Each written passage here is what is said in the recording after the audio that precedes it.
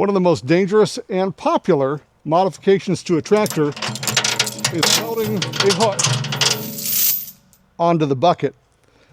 It's dangerous to you, it's dangerous to the equipment. I'm going to talk about why that is, what you can do to mitigate that risk, and some things you could do instead of welding one of these hooks on here that might be just as effective.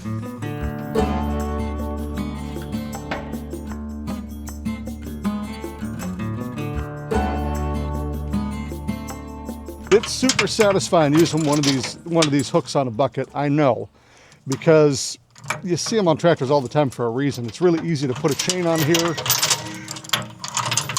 change the position of your chain, and start yanking on stuff.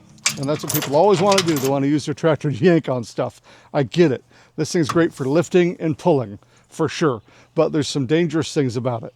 Now, something to consider when you're putting a hook on your tractor's bucket is that this metal is not very thick. So if you're yanking on that thing and you've got a heavy tractor, you could tear or bend this metal. It's something to keep in mind. I welded on the back of this bucket here. I don't know if you can see. And I put a little pinhole through it. Not the end of the world, but now I've got a weak point in this metal. So yeah, just relatively thin metal, welding stuff on there. It can certainly bend when you're pulling or lifting something, and it can certainly get holes in it while you're welding it. So just something to think about when you consider putting a hook on your bucket. Now, I don't want anybody to look too close at my weld here, okay? Do not get up close and see how terrible it is. I might have painted it brown because it looks like dookie. If you do want to get into welding, I really recommend, especially if you're doing like farm repairs and stuff, using a stick welder. I used a little, I call it a lunchbox style stick welder. It's a tiny little welder from Arccaptain that'll work on a regular household outlet or on 240 for doing stick welding. Stick welding, I think, is the easiest thing to do and the most effective. You can weld kind of dirty, rusty metal with it. You can weld thick metal, thin metal, whatever, and you don't need to worry about using gas and stuff. All you have to do is strike an arc. And the Arccaptain really was easy to get an arc started when I was welding this hook on. So I certainly recommend one of those little welders if we're just trying to get into welding or do little repairs around the property. They're a great option. Anyway, let's talk about why these things are so damaging. So let's talk about hook placement. So I placed this hook dead center on the bucket. A lot of people like to weld them on the outside edges. And I can tell you from working in a tractor shop and seeing machines come in destroyed all the time, when we have these hooks on the edges of the bucket, that's when we see the most problem. It's a problem of leverage. I did a video in the past called How to Break Your Loader, and we talk a lot about these leverage problems that happen. I'll put a link to that video in the description of this one. But what we see is when you have a bunch of weight on the outside edge of your bucket, it starts to tweak your loader frame. We don't want to do that. When you lift up with one edge, you'll watch that whole loader frame start to bend and twist. It might only do it a little bit, but a little bit's a lot over time. If you put it in the center and you lift with this bucket or this hook, we're putting the weight dead center between your arms, and so we're not seeing those arms get offset weights on them that causes bending and twisting. Now, I've had people say, well, then we'll just put a hook right over the arm, but in reality, it's the same problem. A lot of weight on one side and not the other. You get some bending and racking and twisting. So we really want to center your hook. Even if you're pulling on one side of the loader and not the other will cause bending and racking. So let's center up this hook when you're installing it on the tractor. Now, people say, oh, my grandpa's old tractor had bucket hooks on it and we never bent the loader. A, you're probably wrong. And B, the old loaders weighed 2,000 pounds and would lift 1,000 pounds. Newer loaders will weigh 1,000 pounds and lift 2,000 pounds. There's just way more work these loaders are doing. So putting hooks on the corner of the bucket, causing leverage that'll stress your frame of your loader and stress your loader frame bolts is really destructive. Avoid doing that, especially if we're lifting with hooks. Just put it in the center. One's really all you need. The next problem we see when putting hooks on a bucket is the destruction of the cylinders on your loader. So right now these cylinders are about 1/3 of the way exposed. The hook's relatively flat. But let's say your bucket's shaped where you have to have this thing curled way forward and your cylinders are all the way exposed, and then you start yanking on something with that hook, you can pull this cylinder right out. And that's a pretty big problem. Whenever possible, you'd want to have the cylinder pretty well closed or all the way closed when you're using that hook. But that might not be a possibility because your chain will slip right out the back of it if this thing's tipped way too far back. So what can you do? Well, first of all, try not to be a bonehead. If you've got your cylinders exposed a bit or all the way and you're yanking on this thing, knowing you're going to pull the guts out, consider not yanking as hard. That's just common sense, right? But I do see a lot of people when they're using these hooks just bam, bam, bam. You go and forward and reverse as hard as they can, try to tug something out of the ground. It really does a number on your cylinders and all your frame bolts and stuff. So just consider when you're using the hook, try to keep your cylinders as closed as possible so we're not ripping the guts out of them. So let's talk about how your bucket hooks can actually hurt you as a user.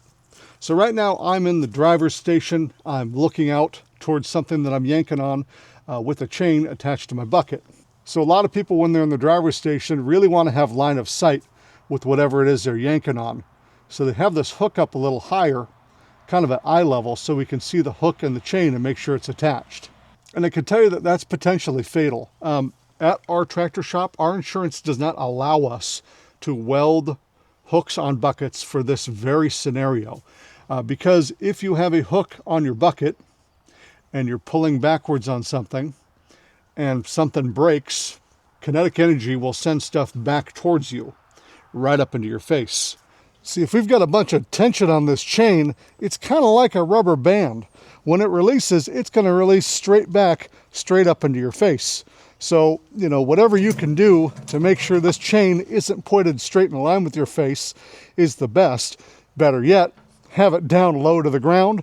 So if it does snap back, at least there's a chance it'll hit the tractor instead of you. So another thing that can ruin your day or your life when you're pulling with your chains at eye level or higher is what we're seeing right here. So I've got a chain running down to a fixed point. We're trying to yank something out of the ground or pull something, and our loader's up here. What you're going to get is a big leverage problem that can be really dangerous.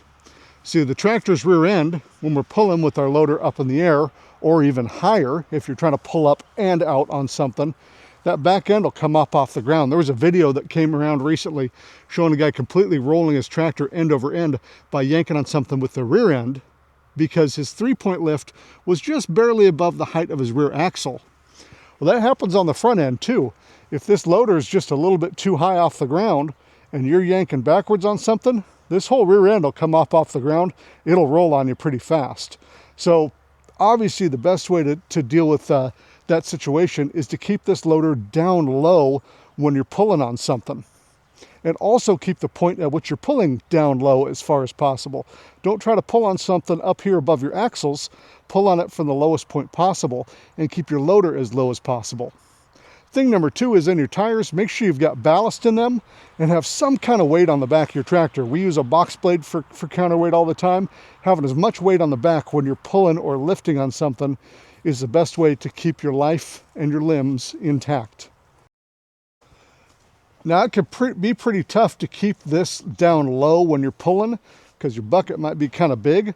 Consider this. I went ahead and welded this hook on the back lower portion of the bucket. It solves a bunch of problems. So when we rotate this loader back, it'll close these cylinders so we're not in as much danger of ripping cylinders out. And it keeps the weight really low because we want to be as low as possible, like as low as or below our axles. So we can have a really low center pull point below or at our center of gravity.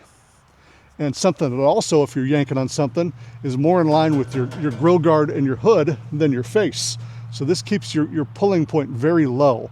Also for lifting, this is lower, closer to the ground, so you'll be able to lift stuff higher as a result. Now, additionally, if you're using this as a lift point, we're going to have our cylinders more closed than with that hook, where you'd have to kind of twist forward and expose your cylinders for lifting.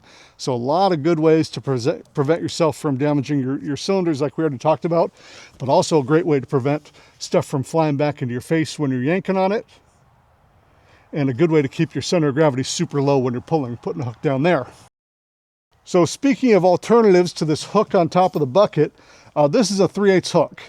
I have to use 3/8 chain with it. It's convenient because the chain locks in here really good and secure, and it's really easy to reposition the chain or tighten the chain.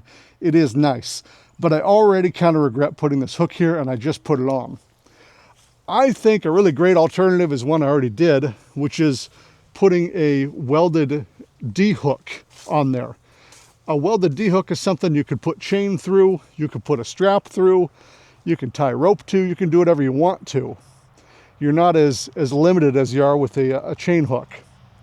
So if you're going to be welding something on your bucket anyway, consider welding on a D shackle instead of a hook. What I'm really thinking I would have rather done is weld on one of these tow receivers here, 2-inch tow receiver. You can insert whatever you want, a ball, you could insert one of those shackles on here, you could insert a hook through here, whatever you want. So I think maybe I should have done this instead. I love having this on the back of the box blade because we can insert so many things in one of these tow receivers, but it is what it is. That's already welded. I'm not going to go back on it. Honestly, a way better thing to do when you're yanking stuff around is yank it with the rear end of your tractor. Your tractor probably has a drawbar. That's what it's meant to do, is pull on stuff. You can modify a box blade like I did to yank on stuff. The back end of your tractor is made for yanking on stuff, but we never like to do things the way we're supposed to do them. So of course we're going to do it with the loader. Maybe just consider getting a set of forks for your tractor if you're always lifting stuff with it. They're just a better tool overall. All right, y'all, I hope this was helpful. Weather's about to turn here, so I'm going to finish up what I'm doing and go inside. We'll see y'all later.